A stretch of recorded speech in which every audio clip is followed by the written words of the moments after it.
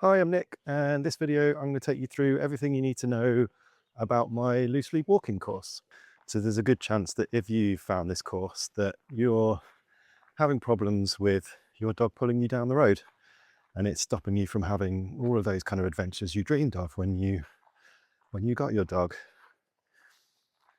And loose lead walking is one of those things that's particularly difficult to train once there's a problem. And there's a good chance you've tried all sorts of stuff that you found online.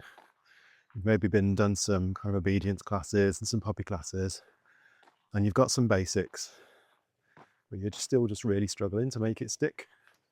So the idea of this course is for people exactly like you, who, despite all your best intentions and best efforts, still struggling to get that beautiful loose lead whilst you're walking your dog down the street. So this is more than just your, basic puppy or dog intro to obedience, intro to loose lead walking.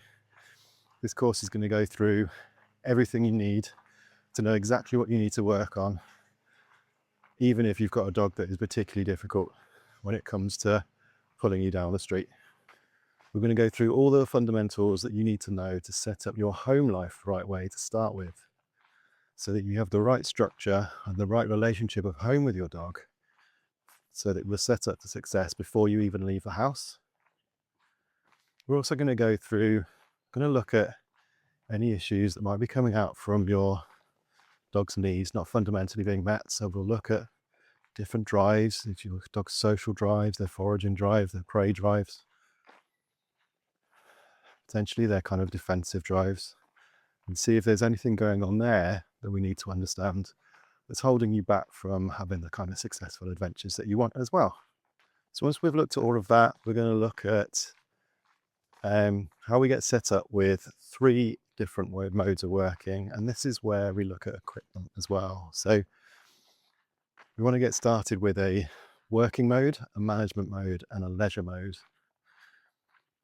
And this setup is going to allow us to separate when we're working on loose lead walking, when we're just trying to get from A to B, because we need to, because life, and when your dog can have a bit more freedom, because that freedom is really important. So we're going to go through all of that so that the dog knows exactly what they're supposed to be doing and when. So this is the point as well that we're going to start looking at equipment. So the ultimate goal is to be able to walk our dogs nicely with just a clip onto a flat collar, and not have to worry too much about different equipment when we're leaving the house. But whilst we're working on this, it helps to have some management equipment as part of these modes of working. They're going to help this process go more smoothly and more quickly. So at this point, we'll be looking at things like whether something like a GenCon head collar is going to help you, maybe whether a slip lead is going to help you in this instance, or perhaps a martingale collar. All of these things are used quite gently and kindly with the dog, and can just really help change the picture for you, give that little bit of extra control, and give you that real kind of edge of success, that where we're really struggling with a really strong puller, we need that extra bit of help in that teaching stage whilst we're working through some of these issues.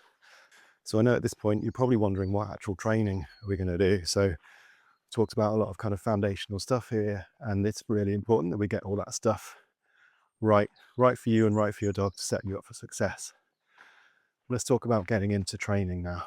So we're going to work on making that kind of left hand position really good. We're going to work on how we do that in low distraction environments to start with, and how we can create some clarity. So we've got really clear communication language of yes and no markers